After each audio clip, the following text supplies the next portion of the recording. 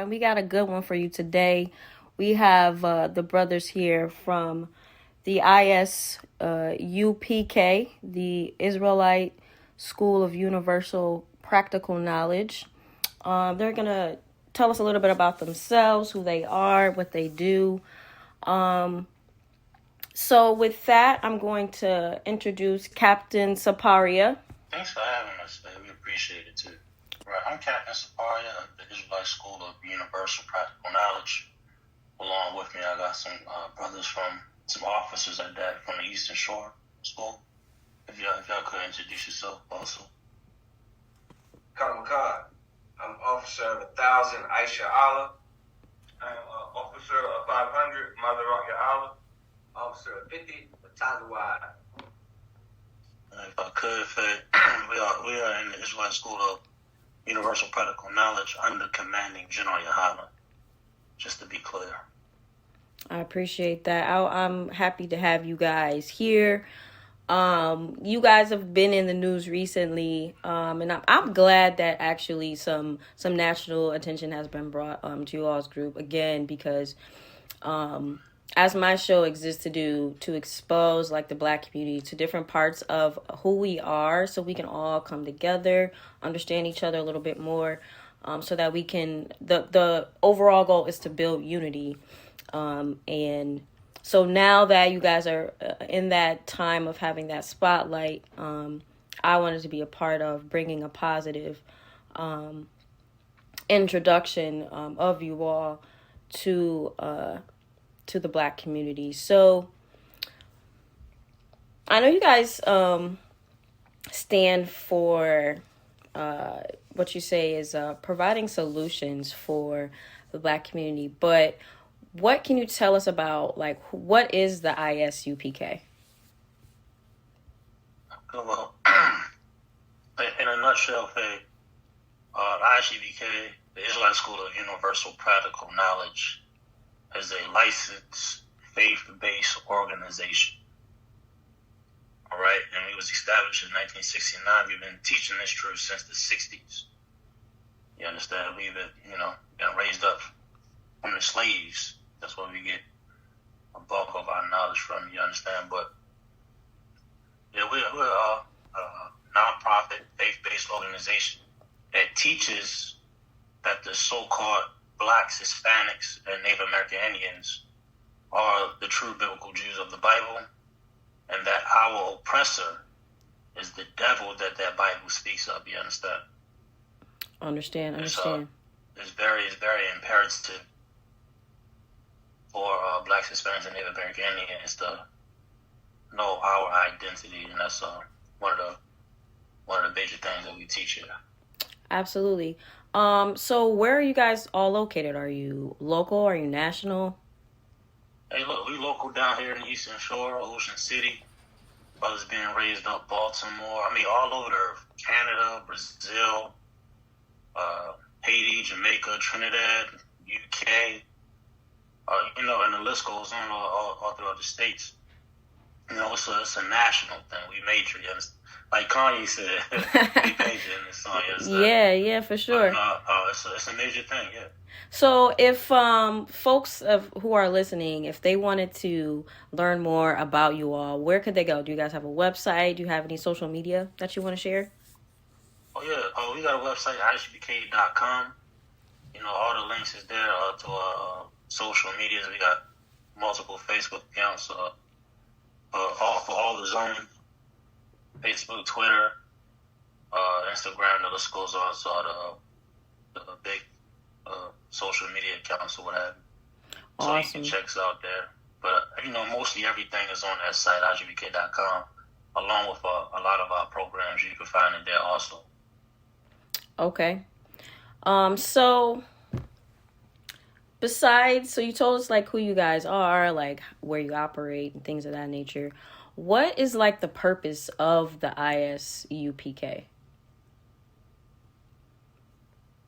Again, just to reiterate, the whole purpose is to wake up the 12 tribes of the nation of Israel.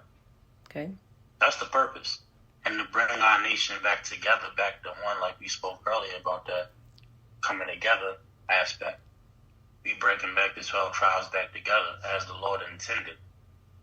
And to get out, not only to come together, but come together and to get out of this captivity, under this oppression that we're under right now, you understand? That's the whole purpose. Agreed. Like, it's one thing to come together, but let's come together and also get out of this captivity.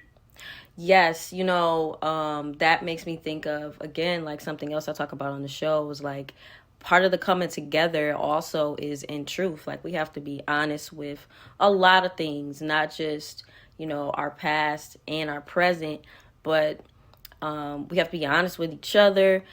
So truth is really important as well when it comes to unity. I don't want anybody to think that like unity is supposed to be this pretty kumbaya kind of thing. Like there's gonna be and even the Bible talks about that, but there's going to be some disagreement. There's going to be some places where somebody might feel like they're supposed to be a scientist, and somebody might feel like they're supposed to be a painter, and I can't be like, well, you should be a scientist. You know what I mean? So if I'm a painter, so I feel just like we just have to all come to an understanding of who we are individually and all these different groups, all these different identities that we fall into, these categories, if you will, so that we can again build understanding, build truth, and knowledge of self, as well as unity. So is there anything in particular that you guys deal with when it comes to addressing like education, the financial situation that these brown communities that you talk about are find ourselves in, especially the Black and Hispanic communities, as well as the Native American community, environmentally, because we know especially for the indigenous folks, their lands are under attack constantly.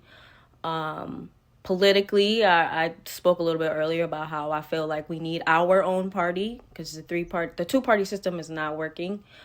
And if we're really to have any impact on the system, if at all possible, it would have to at least be a three-party system.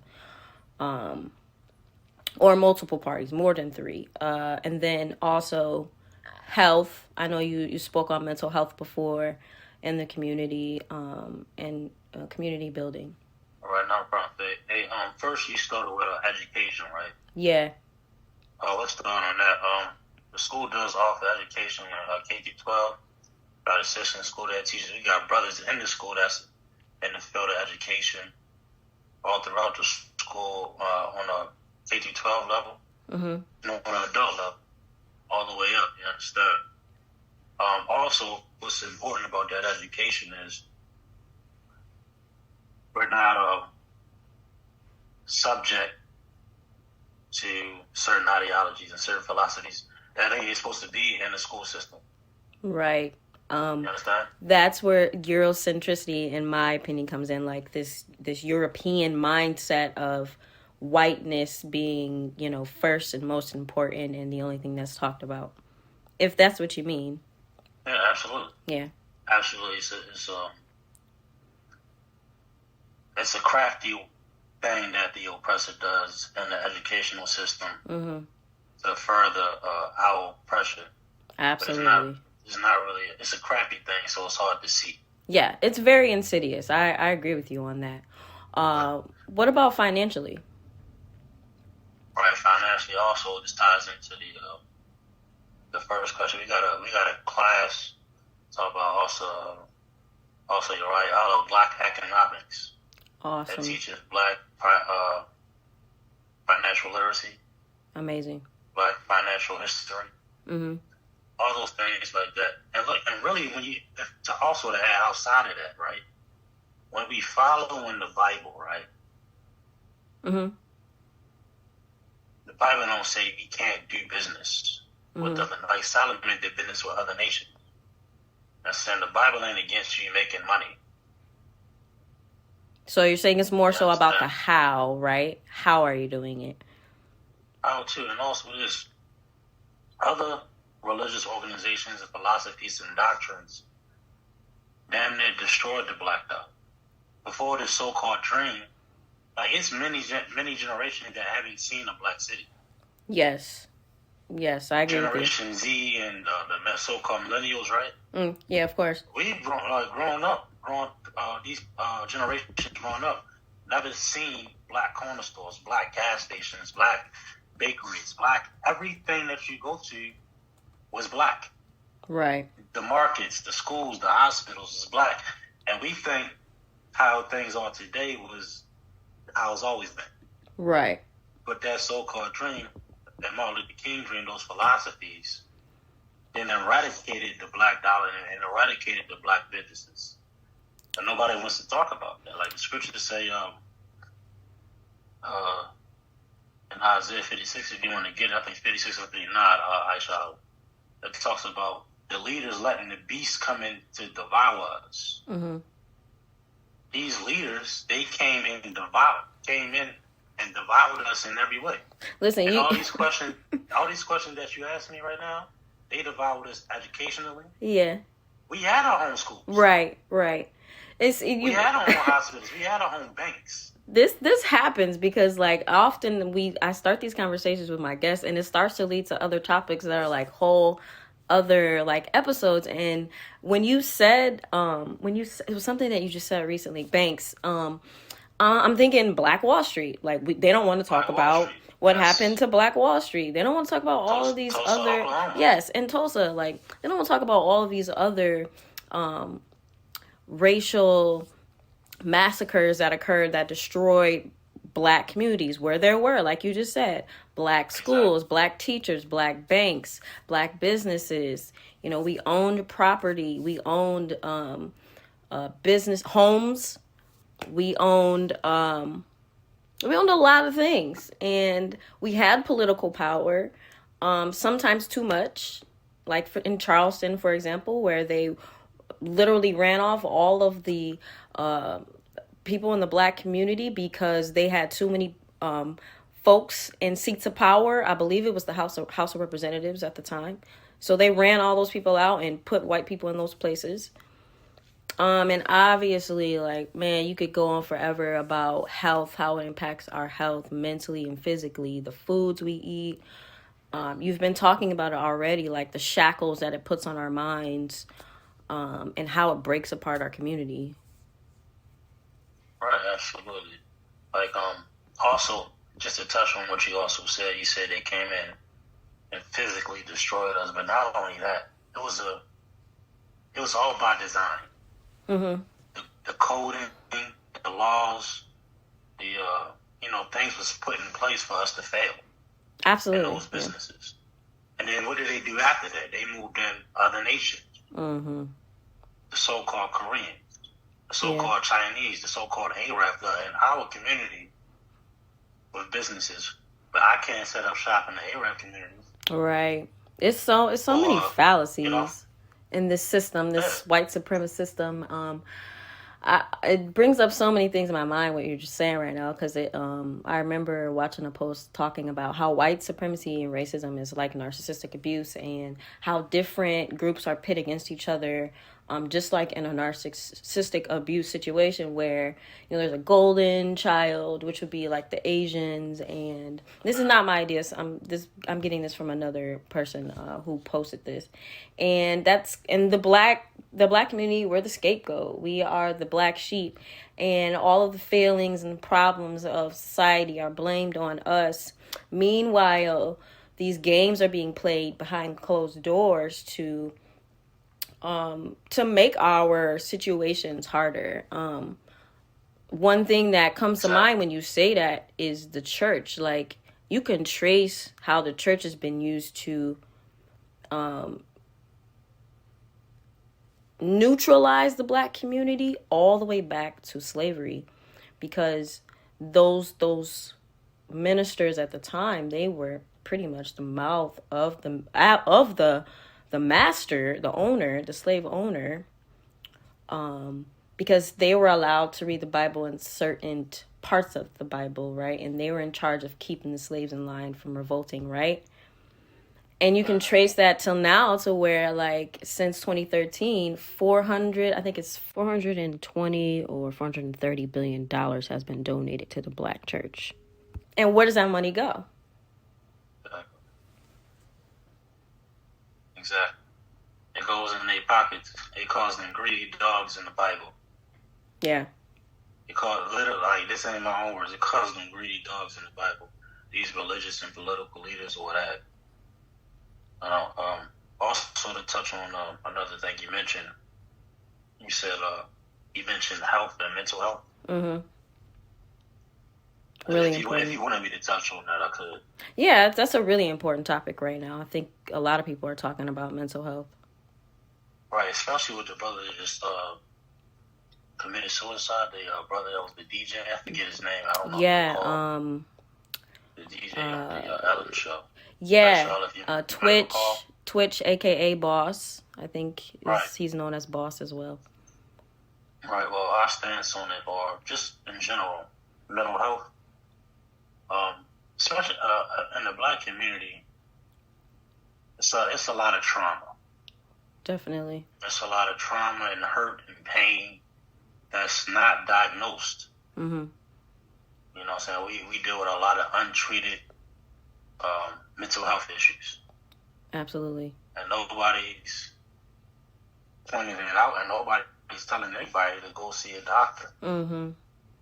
Just like you would for like seek a physician. Yeah, like if you were sick, you'd go to a doctor, a physical doctor, right? If you had a toothache, you'd go to a dentist, right? Exactly. Look, seek a physician. If you're not feeling right, if you're thinking unusual thoughts, or you think you're a little off, maybe you should sit down and talk to somebody. You understand? We highly recommend that in the Israelite school of I.S.U.P.K. We don't shy away. A lot of so-called black organizations like to shy away from mental health, the medical field, mental health, medical field, or anything like that because of history, which is understandable. But you need to go see a doctor. Maybe you need to be prescribed some Prozac, some Adderall, or whatever it may be that you need to be prescribed. But don't shy away from that. And look, there's no shame in it. Well, no shame in it. If I can piggyback on what you just said, I think that, like, once people get comfortable with having that conversation, because it may start with just going to a close friend that you trust and talking to them like, hey, this is what's been going on, this is how I've been feeling. I don't feel right. What do you think I should do? How can you help me, right? And maybe they can direct you to, right now there's a shortage of Black psychologists and therapists, but maybe they can direct you to a friend. I know a lot of people who are therapists or have friends who are therapists. So don't be afraid to, like, reach out to your friends and your family. Right. And we can start to build community by having these real, honest conversations with each other. So it doesn't lead to these situations that cause more pain. Like I'm sure it's going to cause trauma for his children, right? So that just carries on more generational trauma, whatever trauma he didn't address that caused him to feel the way that he feel and make the decision that he made. Like, that just is now just going to be passed on to his children to address. Right, exactly. Not only that, like, the culture has been to sweep things under the rug. Exactly. To sweep things under the rug and forget about it. This never happened. And it's like, there's no justice. There's no healing. There's no nothing. Nothing gets fixed that way. Absolutely. And particularly in these religious organizations, there's a lot of rape going on. There's a lot of child molestation going on. Like, a lot of these religious institutions is famous for child molestation. How is your entire religion famous for child pedophilia? Don't That's ask me, ridiculous. because I'm going to tell you, if the driver of the car keeps getting lost or keeps getting into accidents, why are we still letting that person drive? If certain types of people, if white people have been leading the planet, let's say, for as long as they have, hundreds of years, right? And this is where we're at. Why do we continue to let them lead? Right. Like, it just doesn't make any sense to me. So what are some of the solutions that the ISUPK offers? Well, the solution, or I should say the blueprint to a lot of our issues, a lot of our problems are in the Bible. That's the blueprint. Mm-hmm. And a lot of people say, well, I go to church and I read my Bible. But they not following the blueprint as a whole, you understand? There's a set standards, morals, and guidelines and rules that Blacks, Hispanics, and Native American Indians, the true biblical Jews, ought to follow. And without that moral compass, without that guideline, we're going to fail every time as a nation and as a people and in our communities. That's the blueprint to the bulk of our issues and our problems in our communities. You understand? Yeah. In many aspects too. In the household, with each other, sisterhood, brotherhood, Black businesses, it all ties into that law. So if there was like one thing that you all believe or practice that you think could help build community with other religions, other spiritualities, other Black people who may not be spiritual at all, like, what's the one thing that you think that could bring all of these groups together? Well, this is the thing. It ain't bringing groups together. Mm-hmm. That's not the blueprint. It ain't about bringing ideologies and philosophies together because it doesn't mix, it doesn't mold. Mm-hmm. The scriptures say we got to be on one accord. You understand? Mm-hmm. It got to be one faith, one baptism. Mm-hmm. We can't agree if you say that you can have sex with a child. Mm-hmm. I can't have you in my space. Well, I can't have you in my I don't think anyone wants to agree with that. I just mean, like, as far as how can you? Are religious institutions that believe that. Yeah, I know what you mean. Bring everybody together. No, I don't mean the bad stuff. I mean like collectively, like as a community, how can we? Is there anything that you guys offer to people who aren't like you that could bring us together to build like the larger community, okay, Black community? I understand your question a little bit more now. I think I think I understand your question a lot more now. I thought you were okay. Going to break it all. No. I think I misunderstood you. Forgive me for that. But what we offer is classes. Okay. We teach every day of the week, all year long. We teach you how to grow. We teach you how to build. We teach you how to fix your family, how to fix your problems. We offer counseling. Mm-hmm. Counseling, marriage counsel, personal counsel. Mm-hmm. These things build up brothers and sisters in a community. Yeah, that's you hit the nail on the head. Anytime. We got classes dedicated to brotherhood. Right. We got classes dedicated to law that we talked about. That's another good one. I think that's an important topic that don't get talked about enough. We got to understand the law in this country better. Oh, look. I ain't talking about the law of this country. I'm talking about the laws of God. Both. I think I don't mean like not those laws as well. I just mean like how do we navigate some of these systems that are in place while we practice what we practice so that we can build a stronger community. Because to me, like, white supremacy controls so much of it. It's almost annoying. So what is your stance on, what is the ISUPK stance on white supremacy? You gotta ask yourself, what is white supremacy? Gosh. A lot of people, when they think of white supremacy in their mind, mm-hmm. they think of the Ku Klux Klan and slave masters. Of course. And it stops. Yeah. Yeah. It stops. They don't think about cops. Mm-hmm. They don't think about judges. They don't think about pastors. Mm-hmm. Roman Catholics. They don't think about a lot of things. All those things tie in. Mm-hmm. White supremacy is this collective society, mm-hmm. right? They collectively oppress us. Right.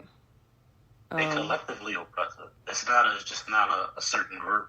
left wing, right wing, conservatives.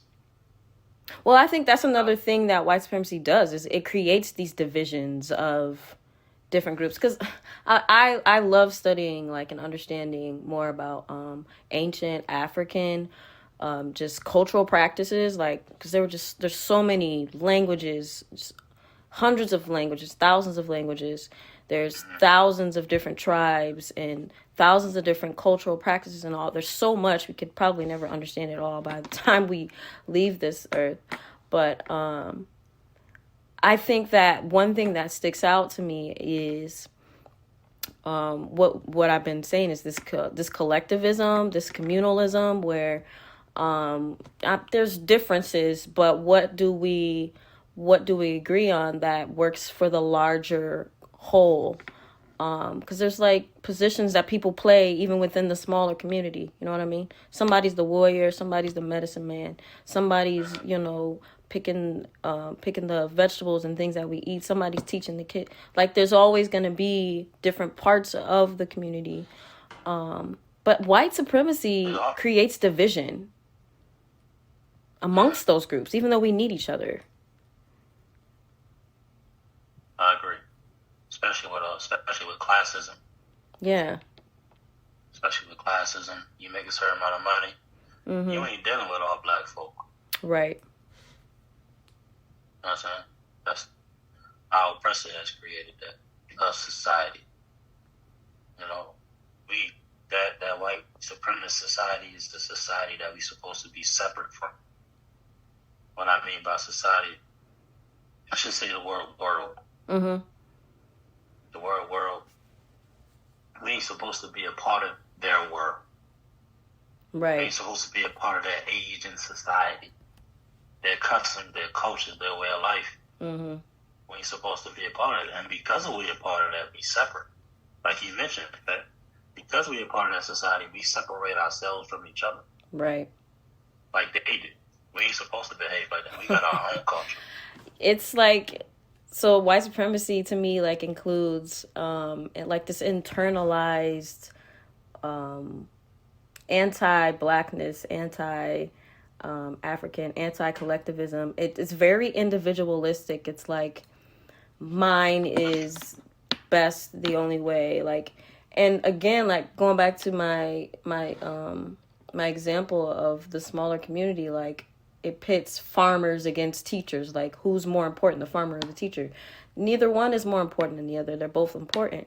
Without the teacher, who's going to farm? Because the teachers are teaching the kids how to farm and the basics of farming, right? How to count and all those things. And the warriors are not more important than the farmers, because if the farmers don't exist, then the warriors don't eat.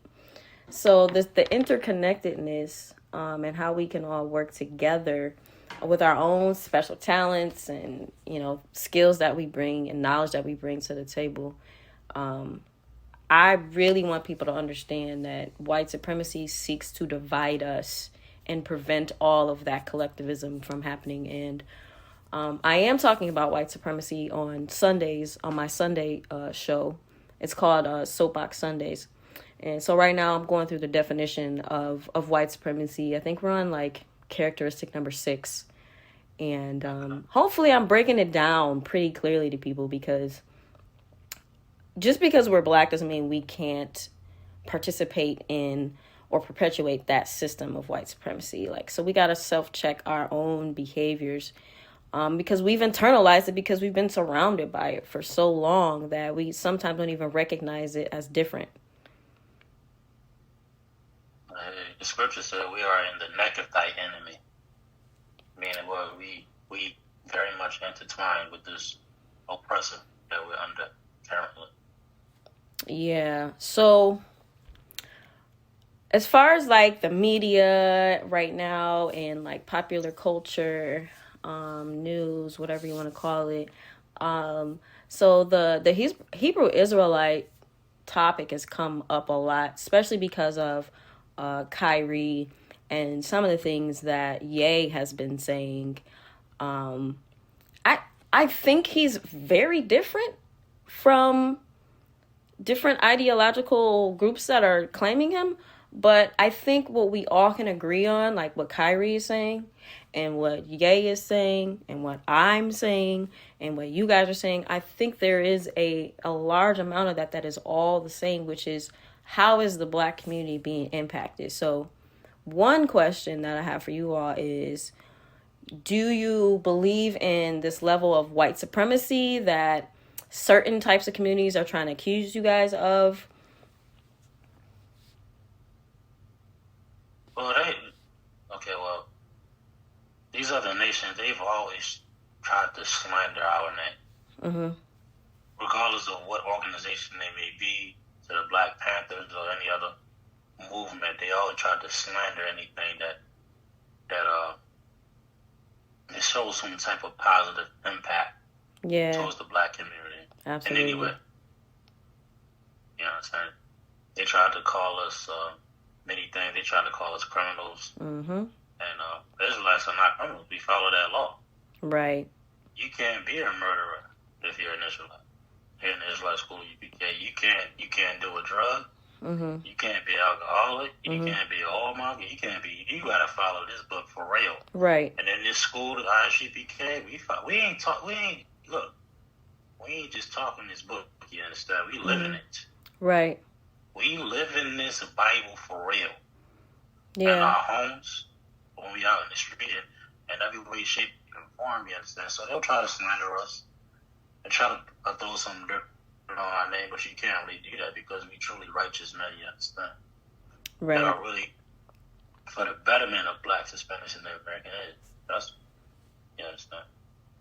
Definitely. I think that Kyrie specifically was very clear. He was very clear about what he does and doesn't believe. I found it quite interesting how they still try to demonize like the most kind words you can say. I say a similar thing at the beginning of my show is, like, I don't hate anyone, black, white, brown, whatever. But I am about the truth, for one, and two, building unity for my people. So those two things come first. If you're not included in that, I'm sorry if I hurt your feelings, but you're not important to me. So, besides the many times Kyrie said, I don't hate anyone, I love all people, all religions, everything. Like, I have no... Right, Faye, real quick. Yeah. They try to act like they don't understand what he's saying. It's right. Very clear. Yeah, it's very clear. The same thing with with Kanye. They act like they don't understand what he's saying. Yeah. It's very clear the message and what he's trying to say. But because they don't desire the victims of slavery, mm-hmm. they'll try to slander them. Yeah. Just to add what you were saying, Faye. That's all. Yeah, no, I agree. I agree with that. Because he tried multiple times. I won't even say he tried. He was given multiple opportunities to speak because he's an athlete. He has to, right? He has to speak to the press. So in these moments where the press is surrounding him, I have to give him credit. He stood his ground. He did not gravel like they wanted him to. He did not break or bend like they wanted him to. And he also stood his ground. He said, look, this is what I believe. I've never said any hateful thing or done a hateful thing to anyone. But I do believe that I am not anti-Semitic because I am, in fact, Semitic myself. And I just, like you just said, I don't know, how is that hard to understand? Yeah, because we're a nation that's not desired, Faye. You know what I'm saying? And yeah. He's a part of the people that's not desired. You know what I'm saying? I mean, I think that goes further into what Ye was saying, because when he started breaking stuff down, when I looked at so I go to the actual videos of these people. So for the listeners, I don't just read articles about it or reports about it. I go to the actual videos of Kyrie talking, the actual videos of Kanye talking or being interviewed. And based on what I heard come out of Kyrie's mouth, come out of Ye's mouth, like, there's not much lie in what they're saying. Even if you go to if you read the book or watch the actual movie that Kyrie posted, which is Hebrews to Negroes, Wake Up Black America. If you actually watch that, and if you actually look into what Gay is trying to expose, you'll see that most of it is just actually true, and they just don't want you to know that it's true. Right. Exactly. Exactly. You got to ask the question, what exactly are the masses or the people that are in power, what are they trying to suppress? You should ask that question. That's a good question. So, I want to thank you guys all for coming on the show. Maybe we can answer that question next time you guys come on. I'd love to hear more about some of the programs that you all have, and really, again, like start to like try to build community understanding between, different groups and different people within the Black diaspora. So thank you all for listening in tonight. I also want to thank our guests for showing up and having a conversation today to kind of shed light and connection within the Black community. This will probably be our last show before Christmas. Sunday is Christmas, so we'll probably give you a break. Might give you guys a little surprise, maybe do a little Christmas rap list. I don't know.